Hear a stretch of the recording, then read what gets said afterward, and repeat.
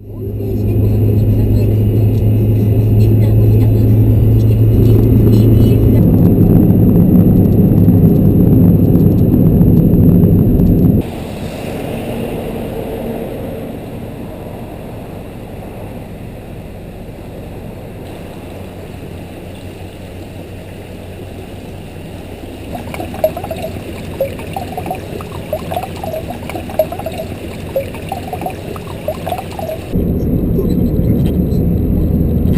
昔はね、よかった。あ、なってもある。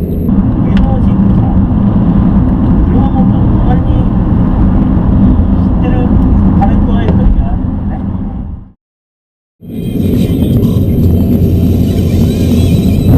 知ってて、しかもこれが人気コンテンツだってことを知ってて、で、オファーを受けてくるから、なんかこう、みんなこう、かなりギギギギギギってやられるじゃん。みんなも多分やられる。